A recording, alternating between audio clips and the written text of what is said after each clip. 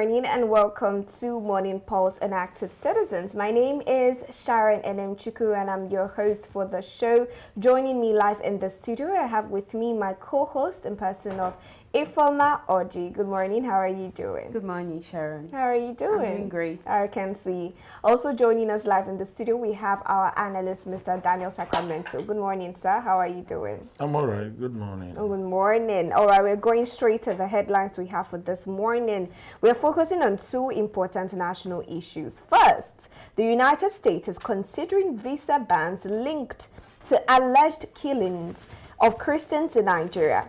Now, this raises questions about security, justice, and how Nigeria is being perceived internationally. Now, secondly, the Senate is questioning ministers over the $30 million school safety project. Many Nigerians want clarity on how the funds were used and whether this investment has made schools safer across the country. Now, these are the major stories. And also joining us via Zoom, we have our analyst in person of Mr. Oladimeji Oluwafemi. Good morning, sir. How are you doing? Good morning, sir. Good morning, guys. Good morning. Thank you for having me. All right. Now we're going straight to the headlines that we have. And we're starting, I want us to start from the Senate as it's closer to home, right? Now, they are calling for a probe into the $30 million for the school safety project. This $30 million was supposed to, oversee the protection of students in schools especially. But according to them, we've not seen that money in fruition. We've not seen the result of pumping such huge amounts of money in the school safety project. Now, one of the people that they have called for questioning is the latest Minister of Defense in person of General Christopher Musa, and he has been called alongside the Finance Minister Wale Edun and the rest of them to answer as to what exactly they did with this $30 million. But what's your take first off, Ifoma? Okay, I think this is I love the fact it's quite commendable, but at the same time it came rather late because it was since 2014 that this SSI was launched. So I believe that there should have been an ad hoc committee on ground to oversee the activities or the money that was committed into this particular program. Over 144 billion naira and $30 million. It's not chicken change that you just give out and you forget about it, you understand? So I thought these people or this committee should have been formed earlier before giving out this. So then coming to the probe, I think like I said earlier, it's quite it's okay that they are probing into this, because what was the essence of this SSI school safety program is to ensure that schools are being protected. So I think it's fair that parents and communities and Nigerians at large get to hear the reasons why these schools have not been protected and why communities have been under threat for over a decade now. Of course. So, now, it is important that we get answers to these questions. But I'm coming to you, Mr. Daniel Sacramento, right? Let's have your take first of all, because I know you were not here yesterday when we discussed about the fact that we have a new Minister of Defense in person of General Christopher. And I wanted to get your take on that, right? The brouhaha before, even he was approved by the Senate. And now he's also being called back to the Senate alongside others to answer probings and questioning on what exactly happened with the $30 million for the school safety projects. Okay, I don't know why the Senate are calling Christopher Musa. Maybe because they think he's inside that ministry. So that he will come and give. But it's too early to summon him. It's too early because he needs briefings. He needs to be briefed. The Senate that are all calling, these are just, they're just doing eye service. I call it an eye service act because they've been there. So many of them has been a recycled politician that has been in existence since 2014. That stuff started, the Safe School Initiative. So, and they didn't call the people in charge then. Brutayo has been there, And after Brutai, other persons has come before. Lagbaja came on board, and he died before the other man, and now Christopher Musa. The truth about it is just that every sector in Nigeria has a questionable, if I say a questionable character, might not be, I want to use it like that. Safe School Initiative was something that was designed from Jonathan's regime, how to protect school. It took off properly during the Buhari administration. That was, yes, took off very well in the Buhari administration. And the former vice president was, you know, handling it both with the feeding of all primary schools students those days. And all of a sudden, we stopped hearing about it. And we know for sure that the $30 million they're talking about has gone down the drain. These people who like doing public stunts, coming out to come and say, we are probing this, we are probing that. Have they not been in existence since? So why? Because we are having insecurity and they just woke up. So it shows you the level of decay in the system where we are. They don't follow up anything. There is no board, there is no, okay, the House Committee just woke up this morning to call, started inviting a man that was just made minister yesterday night, that has not even been confirmed properly. Because the president has not come out now to say, okay, Christopher Musa, you are now the defense minister. He has to be sworn in. So the truth about it is that we like doing public stunts. This house is, as far as I'm concerned, this Senate committee house that we have today is just rubber stamped. They are not doing any, they're just like, you know, public shows. Every time we do public shows and it ends there, there is no scapegoat, nobody has been indicted. Because if they have been indicting people, then our most prestigious Senate president that is there today would have been in prison by now.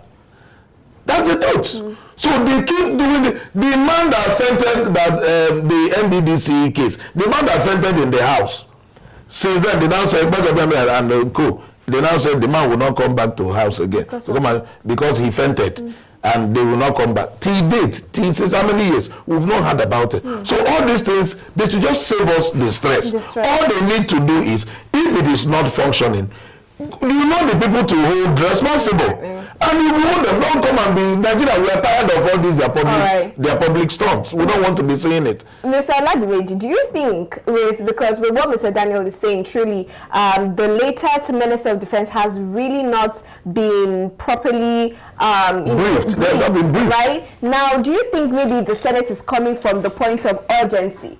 The fact that the insecurity in Nigeria, the insecurity that has plagued Nigeria, has all of a sudden made them approach this security matter with urgency. And now they're looking forward into the $30 million that was put aside for the school, the Safe School Initiative, and they want to now probe the latest Minister of Defense, General Christopher Musa.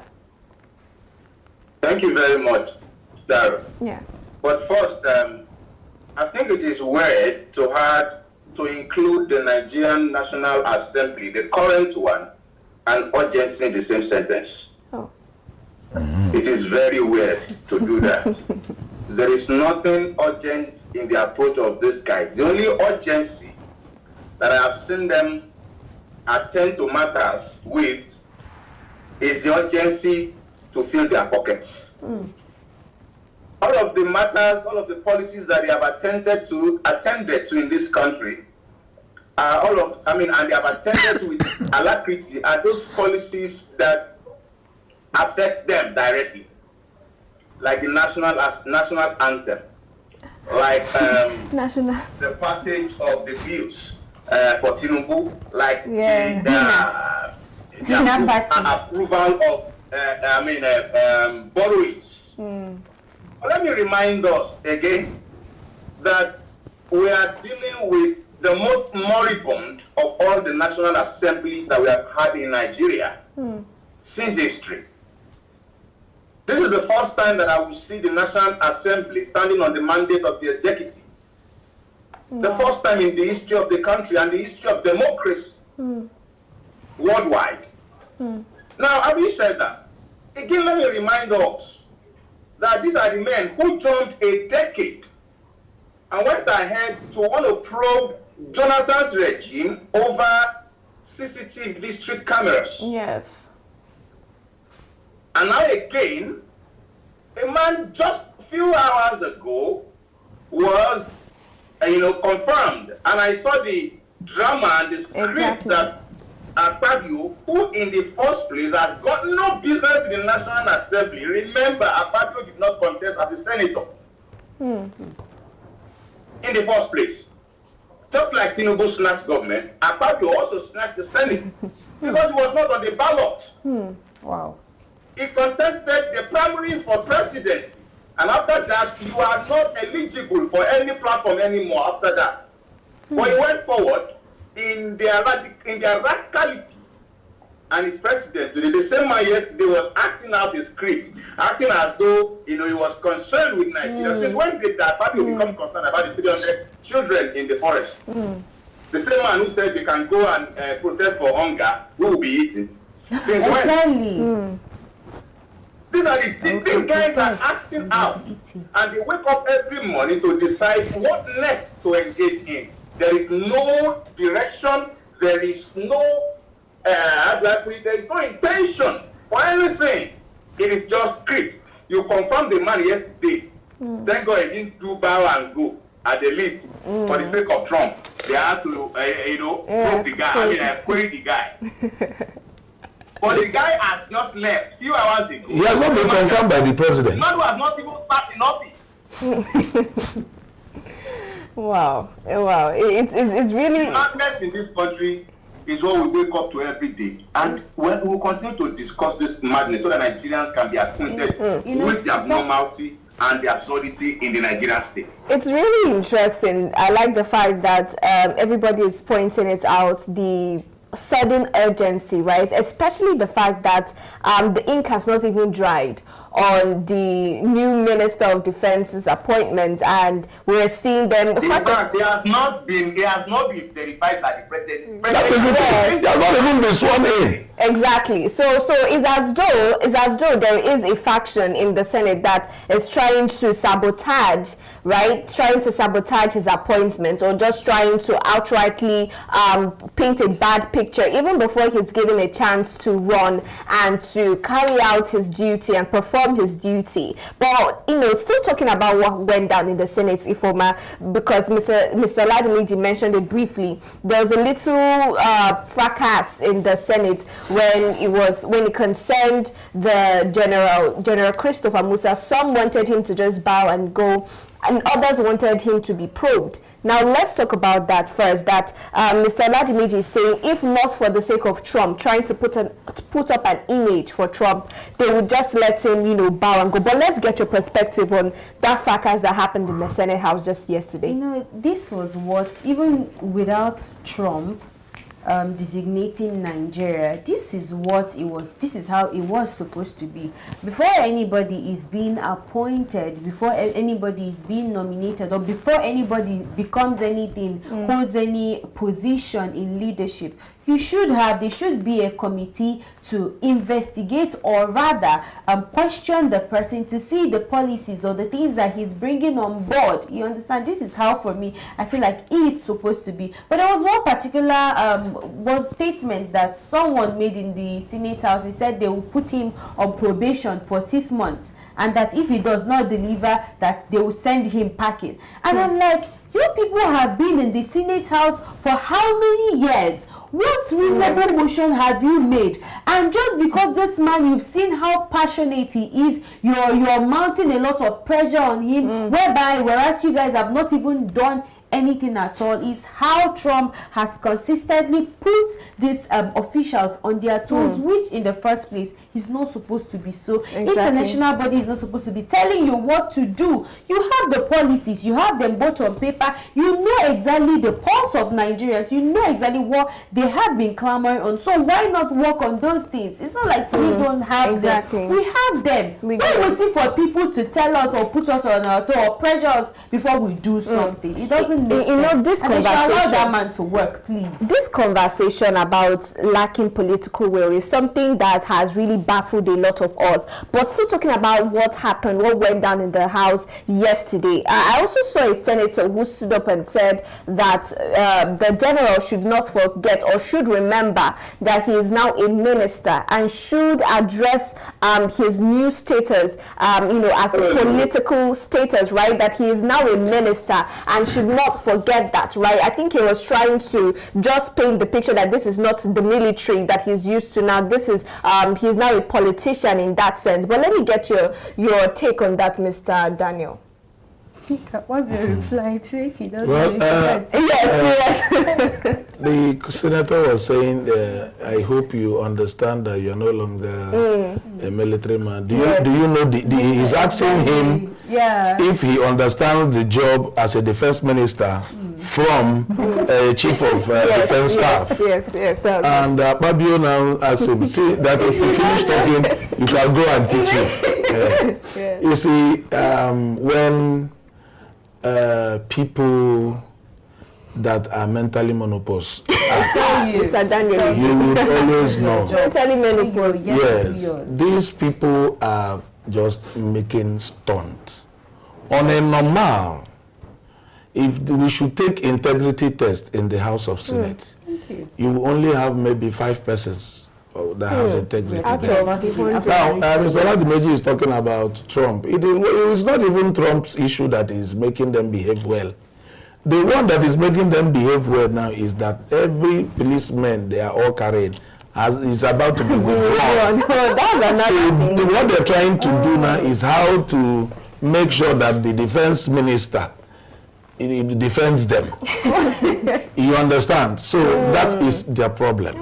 Now, the truth about it is that my mother will always tell me that there's this adage that says that the hen or the chicken leaves the knife that cut his head. Now, we're not going to the pot and bend his neck for the pot. I don't know if you understand that adage. Now, these people know where the problem is coming from. The majority of them that are in that house are beneficiaries of insecurity in Nigeria. They know. Let me tell you, and let's tell ourselves the gospel truth. If they want this thing to end, they know 2 places to block, and this whole matter comes to an end. But there are people who are thriving in these insecurity businesses. Our brothers are porous. They know. They know how to sort it out, shut it down. Now, there are people are mining Zamfara's case, Katsina State, where all these things emancipated from the more. That different level of groups are now coming out from. It's because of the mining. Illegal mining. Illegal mining. They know how to end it. So these things, they are just doing a photo shoot with General Musa. He knows what to do. If the presidency will give the security people, give them free hand, just come out publicly and say, we are giving you people mandate in the next 3 months. Let's end insecurity in Nigeria. And he said, we are giving you a direct order. Bet me before 3 months, this whole insecurity thing will become a thing of the past. But that is the truth. But the truth here is that our people in the House of Senate, our politicians, dirty ones, even in the states, are the ones, fanning this fire. And they are now looking for Christopher Musa to put it on him to come. Can you imagine? Now, look at how childish the kind of people we cause. Look at the kind of kindergarten, that's kindergarten, crèche. That's a crèche. A man that has not even been confirmed, a man who the president has not come out to, at least swear him in to say, you are now the defense minister. It's the same people who are now calling to come for probe. How do you balance it? A lot of people are saying this is one decision that the president has made that was not rubber stamped by the Senate as other decisions like the borrowings and the rest were, because a lot of people, I personally did not see this brouhaha, coming up when it concerns the Minister of Defense. But I'm asking you now, finally, Mr. Ladimiji, on this particular story, just going forward, yes, we are yet to see the whole ceremony, the approval of the Minister of Defense, but apart from the fact that we want our soldiers to be given the go-ahead order to really carry out their duties, shoot on sight if they are given the command to, what are other things as well that you'd be expecting from the general? I'm not a security personnel or expert, but I think that the appointment of Christopher is like, a wumbling and fumbling team who sees a star boy and goes to pick him up, making the face of their brand. That's what we see with Christopher Musa being appointed. So then, let me tell you clearly, it is optics and politics. To them, to the Nigerian politician, I don't mind words, it is optics and politics. Just imagine the caliber of the personnel we have in the house. An adult who is mentally equipped, asking a security personnel that just stepped down a few weeks ago from active duty, who has been serving for 30-something years, if he understands the nomenclature of the job. Insulting. I wouldn't ask that question in my college parliament when we were in college and institution. We wouldn't ask this kind of questions from representatives who are coming from the SUG, who are coming to be verified. I wouldn't even ask that question, but here we are.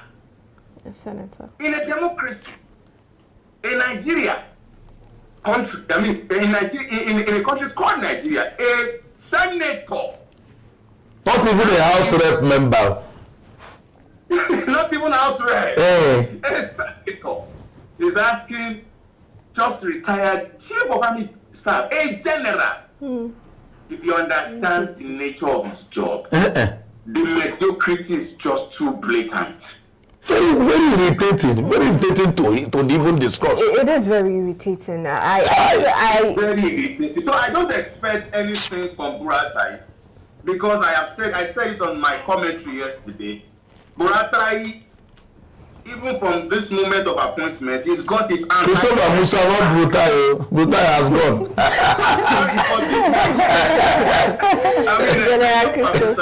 He's got his. He is coming to suffer. He said we change to Christopher.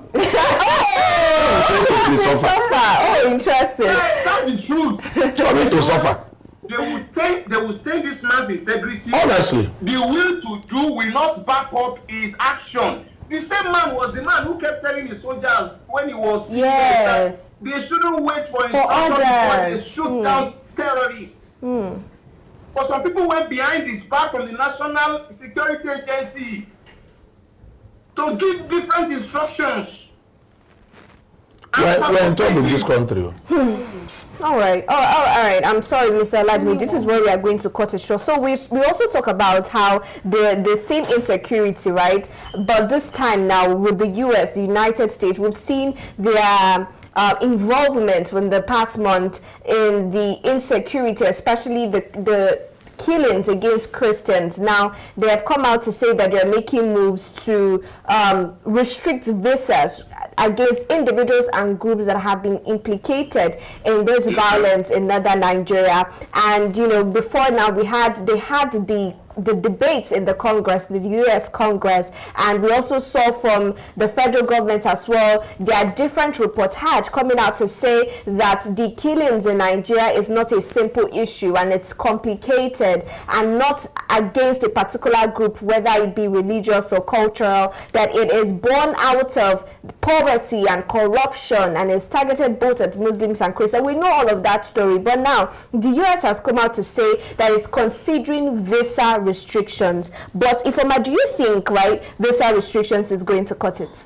I think it won't cut it, but I think it's, for me, is a reasonable approach. It's a remarkable approach. I love the fact that, I mean, even though we've been waiting for Trump to come into Nigeria and save Nigeria for how many, almost a month or 2 months now, and he's yet to, you know, arrive Nigeria. But at the same time, I love the fact that this approach will act as a deterrent against all those who plan or carry out this act of violence against both Christians and non-Christians. And not just that, it will actually it reinforces the fact that even in the Constitution and even outside the borders, that people have the freedom to serve or practice any religion that they want to practice without anybody infringing on that. And it equally mounts pressure on the government to try as much as possible to tackle the root cause of the problem and not just treating it on a surface level. And then finally on this, it equally sends this ray of hope to people that have been affected, that even though the government are kind of complicit to your plight, that we, the international body, are aware of what is going on, and this is us sending our love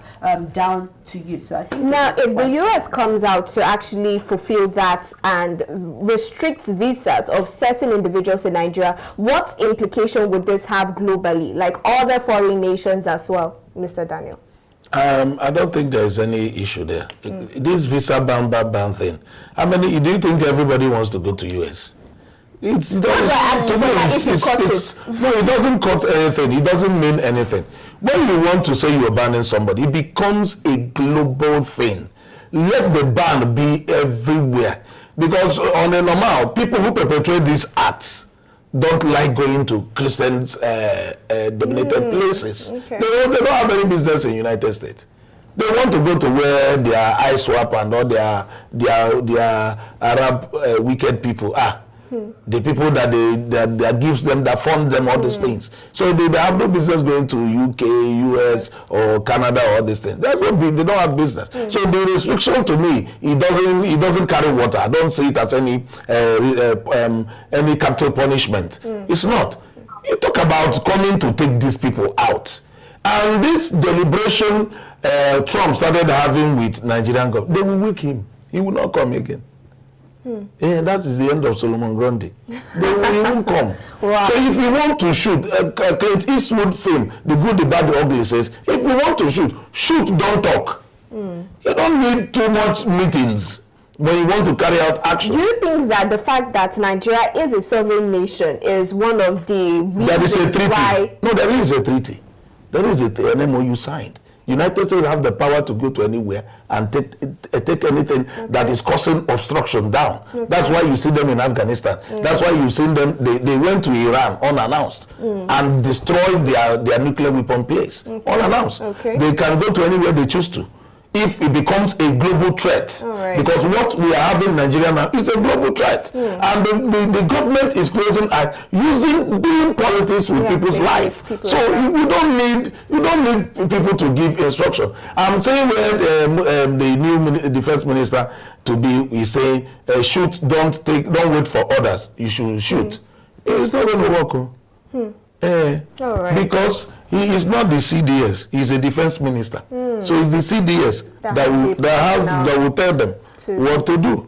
But if clearly, I remember that the president is the general commander. So we have a lot of complications here and there. We do have a lot of complications, and going forward, it is going to take more than just a few words from the United States president to actually make the changes that we want to see. But coming to you finally, Mr. Oladimeji, just wrapping it up. But let's have your take on the visa restriction consideration. Not even as though they've actually restricted these visas, but considering to restrict visas. Yeah, the last I checked, the sanctions will be coming on the platform, on the premise of there is a framework we describe as the Global Magnitsky Human Rights Accountability Framework. And that's the platform, and that's the premise, and that's the framework that Ted Cruz and co. is been pushing on the floor of the American Congress. And of course, Senator Moore also on behalf of President Trump. Now, what does this global Magnitsky human rights accountability framework entails? It entails visa ban, asset freezing, amongst all other things. But this is where I think I would stand in contradiction to Comrade Sacramento's take. Comrade, Yep. these guys are indulged in what we describe as takia. They are so deceitful that, look, you see them traveling to Iraq and Iran, that is for radicalism. Yes, that's what I said. Their assets and what they are storing money to procure are in developed nations like Canada, US, and London. Let us not demystify ourselves. They have assets all over the world. Aside these areas, these countries where they know that human rights are not respected. And it is those places that they go to get radicalized and indoctrinated. But they have their properties in the United States. They have their properties in the UK. They have their properties in Canada, in Switzerland. So this visa ban will definitely affect them. And I must say this, Comrade Sacramento. There are memorandum of understanding in global politics. And no matter how fiscal and how extravagant Trump may look with his words, it does not mean he's going to come trumping into Nigeria and bombing these terrorists. There are still, processes to go through.